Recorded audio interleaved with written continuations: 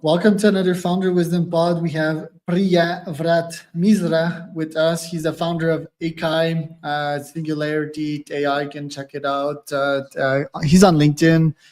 Yeah. He's all about AI strategy consulting, and he's also an advisor, a founder, obviously. Another of his companies, Raccoon Limited, and Ekai itself delivers an AI platform to ensure compliance, prevent fines, and protect reputational risk for regulatory industries like retail banking, insurance, and energy. So eager to discuss that. Priya has an interesting background from IBM to banking. It's mostly as a tech lead solution architect. So we're gonna discuss about AI today, what he's building, compliance, and security. This podcast is brought to you by bookwritegpt.com. If you want to create a book out of your LinkedIn post, you can go to BookWriteGPT and get the free token that I have for you. You can create your own book today. So go to BookWriteGPT.com to have your AI created book that you can publish on Kindle. Priya, welcome to the pod. Tell me a bit more about yourself and what you're up to nowadays. So thank you, Charles. Thanks for inviting me on the podcast. Obviously, nowadays I'm heavily focused on the startup Ekai, and this has been coming through various experiences that I've had with the banks. Obviously, the idea came from there, where I realized that a lot of manual effort is going into, just complying with the regulation, reporting it. And with the newer regulation, it is becoming more and more difficult for banks in particular, but generally in the financial industry world, regulations are coming left, right, and center. So that's where the idea came in from. And then I think it was an interesting intersection between generative AI also sort of maturing to a stage where we could actually think of deploying it within, say, a corporate environment. ChatGPT came out around that time, 2023, 2022, and so this idea is about having an AI-driven platform which will look at reporting, compliance, and regulatory sort of reports to various regulators, but also to create an asset for the corporate organizations, whereby you can have a knowledge graph out of your information, and it will help you or help the organization have a much wider view and a deeper view as to what the risks are. um, if something goes wrong, how do you recover from it and things like that. So yeah, it's been an interesting journey so far, and we are already live with one of the customers within UK, and we are looking at, obviously, clients are our prospective clients are retail banks, insurance, wealth management, kind of audience, where we are providing a workflow automation for them. So that workflow could be reporting, it could be internal policy, or it could be HR or something else which is required by an organization. So yeah. You have a prototype, or is it like a working product that you can actually build to clients?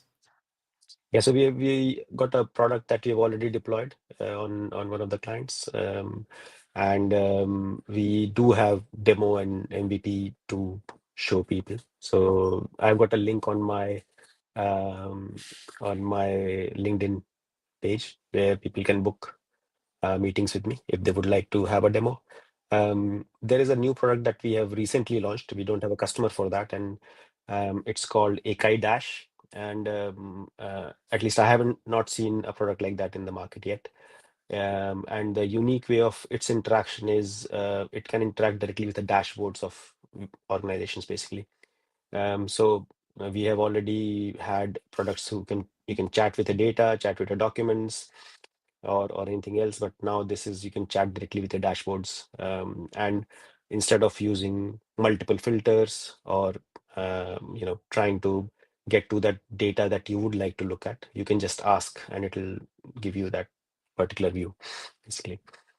Right. And what would be, we understand like you're solving the compliance problem. Banks can get huge fines, sometimes even in the billions of dollars in Europe. Like if we check a case that happened the last a couple of years, right? I've studied these cases. You probably did too. Um, what would you charge for your software? Is it per usage? Is it SaaS? Tell us a bit more about the pricing here. Yeah, no, that's a good question actually. So we provide a more predictable pricing model for corporates. It is not a token-based pricing. We would like, or we usually deploy it on the client's private cloud, and it's a private SaaS, if you like. And our models are local, and we've got a specialized language model. We call it SLMs. Some people call it small language models, but we would like to call them specialized language models because they are fine-tuned on the industry and the regulation. So that gives a there are, everybody knows about things with a LLM like hallucination, biases, which are just there because the data it has consumed. We reduce them by quite a lot because we train them on the data specific to industry and specific to a regulation. So it is our specialized language models are pretty much not allowed to answer anything else. I mean, of course, generalized large language models are great at doing things, but when you want to be really focused and really sure about something that language model is answering, then we have to be very specific about the data that we use to train it. Right.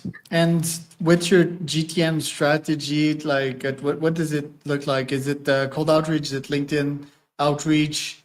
Tell me a bit more about how you get in touch with these clients, their roles, the size of the banks, and yeah, also the location. Sure. So currently we are focusing on it's a two-stream approach. Obviously, the underlying execution of it is cold reach, LinkedIn are our two main pillars for reaching out to our prospective audience. Um, our sort of ideal persona is chief compliance officers, chief information officers, even CEOs and CDOs of organizations, chief risk officers. So people who are really in the deep end of it. They're feeling this pain pretty much every day because if you think about the regulation maturing or the end date for implementing a regulation, some of them are very close, like they might in January, February, some of them have already gone through, and others are coming in March. Our geographic area currently is United Kingdom and the rest of Europe, because obviously we are startup, we can only put in so much of resources. But that is not to stop us expanding into other geographies, probably Asia, and then America, USA. Right. And okay, how long is the sales cycle? Like, does it take much time to get into these companies? And what's the alternative that they have to Ekai? Yeah, so sales cycles generally, if you look at any medium to large financial institution, it could be retail bank, insurance, or whatever. Sales cycles are long. I mean, 3 months is a short sales cycle for these kind of organizations. We are initially targeting small to medium organizations where I think they need it much more because they cannot have a team of 10, 20 people doing this, which is amount of effort actually it requires to have these kind of regulations reported. Their sales cycle we are seeing around a month and a half, which is okay because it is a serious piece of tool that they are putting in their company, and they do need to do the due diligence for it. But yeah, otherwise, if really large banks, 6 months is easy. And talking about that, you talk a lot about resilience on your LinkedIn. Is it Right. that it's hard to build your company? What kind of challenges have you faced right now? And are you being affected by the tariffs nowadays? Yeah, luckily on the tariff side, luckily not yet because we're still within UK, and most of our customers, our prospective customers, are within the UK. In terms of, I do believe that resilience is one attribute that every founder, I'm not saying should have, because it is something, it's not something that you can have from birth. I think it is definitely a acquired skill. that anybody can have really. And it is more about just trying to you know try and filter out the noise first of all as to what is important, and then not be ashamed of falling down and getting up. I know everybody, I'm not saying anything new here, but it is really important to understand that it doesn't matter whether the decision that you take is going to be right or wrong. I think the main or important part is that you took a decision. Once you start believing in that, because I don't think any successful or otherwise person in this world can say that any decision or out of the 10 decisions they take, all 10 are correct. Because if somebody says that, that means they haven't done really anything in their life. So that's my I view on think this. Because yeah, yeah, my main advice for resilience, yeah, I think you cannot be an entrepreneur if you're not resilient, right? And a lot of people would qualify that as insanity because we've been brought up to this earth in comfort, most of us, right? Like in privilege, you go to school and it's everything's protected, right? And you're mm, supposed to become an employee once you true, graduate. So if you choose the entrepreneurial path, it's an alien world where there's only resistance. There's mm, no easy Pac-Man sort of dots that yeah, you eat. That it's always challenge, right? And that's what makes you actually grow. So yeah, one of my favorite philosophies in tough times is stoicism, right? Because you'll mm, have a lot of noise around you and lots of people telling you that you can't make it. A lot of yeah, defeats, right? Oh, the bank is now knocking on your door. They want the money. They want the interest. There's this customer giving up. You receive that bad piece of feedback. So I think it's ultimately important that you believe in yourself and your capacities, your capabilities, and just keep on executing because that's your advantage. It's execution. If you get too emotional and then start not believing yourself and sabotaging yourself, that's when you actually lose. But if you keep on executing on a solid thesis, ultimately it pays off. What do you think about that? yeah. No, that is absolutely right. I think, and it, I think startup, any kind of entrepreneurship tests the limits of anybody. I would say. I mean, people might, like, I used to think that I'm a very patient person. I'm a very resilient person when I started doing startups. But I mean, the first startup tested my limit to a limit, and then this one is testing, even further. So it is, you have to dig really deep down, as you say. The self confidence should not run out. You should have, and you should be able to generate more rather than deplete it. Without that, it's not going to work. So the first thing is that you should be, I think, honest to yourself as well. I mean, I'm not saying that if you don't believe this is going to work and still keep on working on it, that is also not correct. If the day you believe that this is not the right thing to do, you should, like, think about stopping it.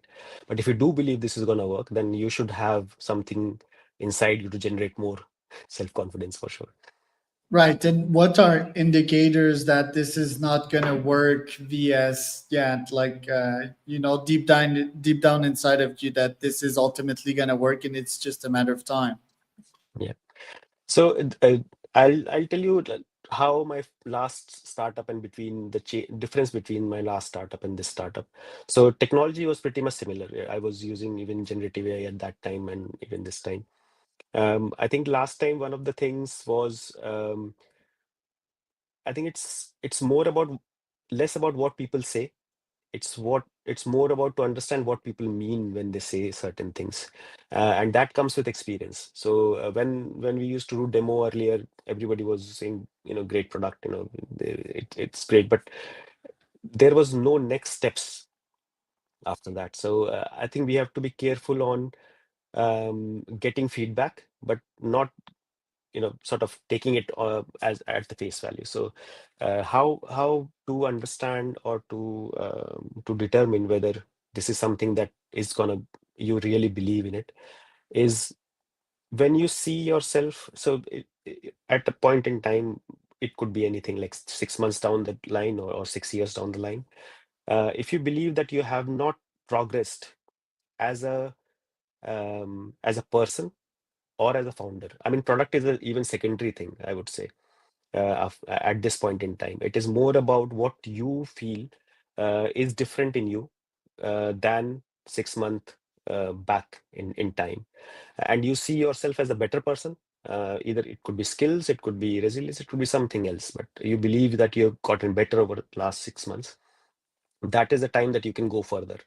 But if you believe that you have become more, negative, or you are sort of blaming other people for things that, see, you should not. I think if you believe that you've become a worse person, I think it's time to give up, because nothing in this world is actually worth, the relationships that you can build or lose.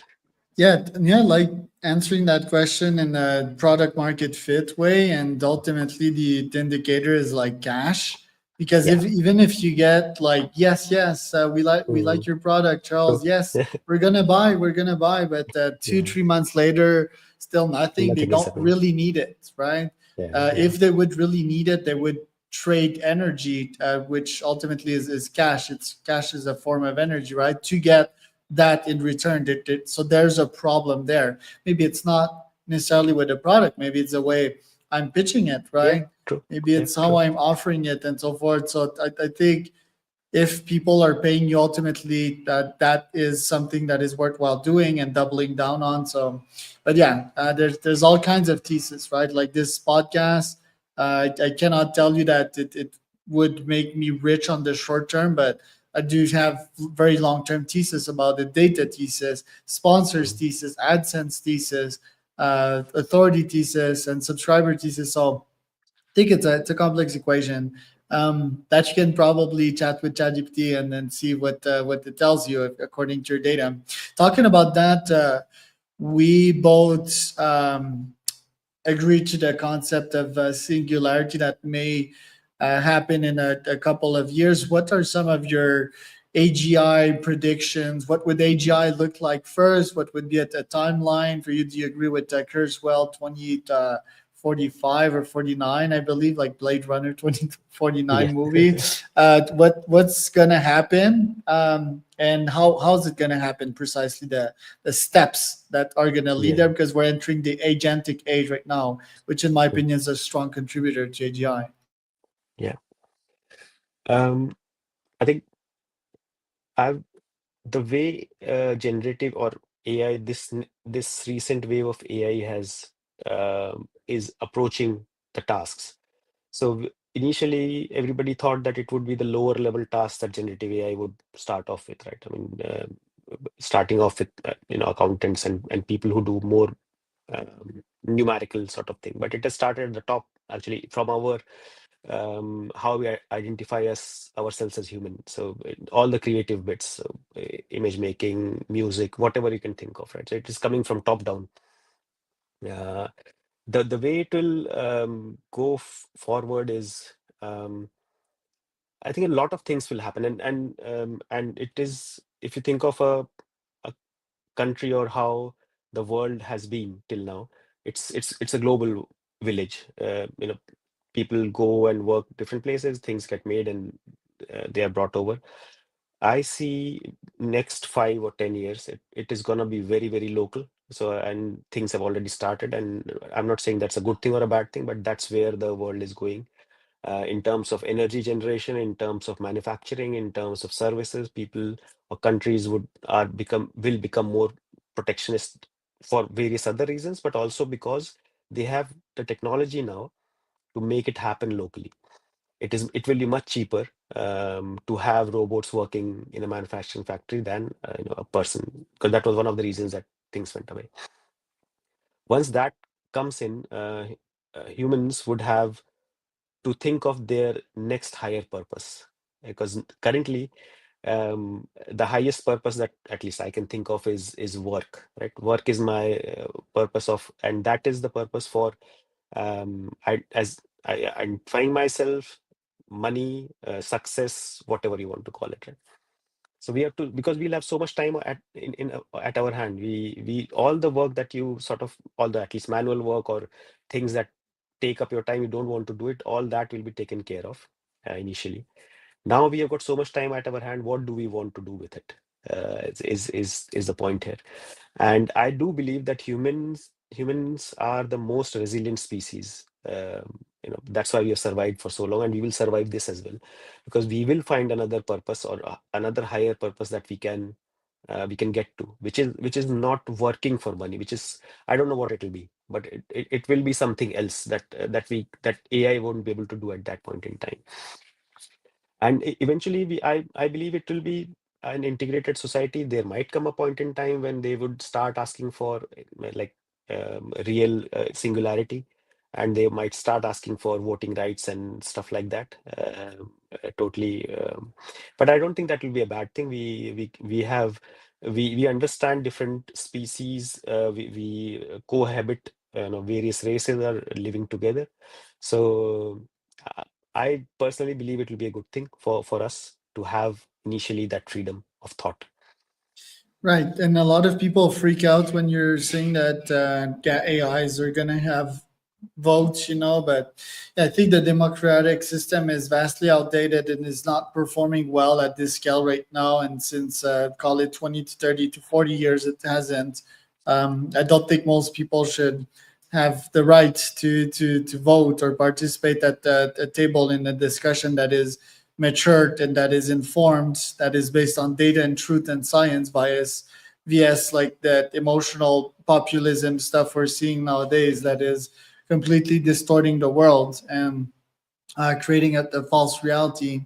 More on that later. But yeah, with AGI, do you think that even with AGI there would be a couple of humans left that would still be valuable, that would still be working with AGIs, that would be neurally connected and still be adding top value to society, or would everyone just be chilling and be taken care of by AGIs, sort of? So I always say a great technology, or an awesome technology is invisible, and that is where AI will get to, without realizing. And it could be a brain implant, it could be just something that you wear, or it could be something as inconspicuous as a shirt that you put on in the morning, right? Depending on what you would like to do. Um, Everybody, and it's a great normalizer, I would say, because it is not just some people who would have certain can have certain kind of skill.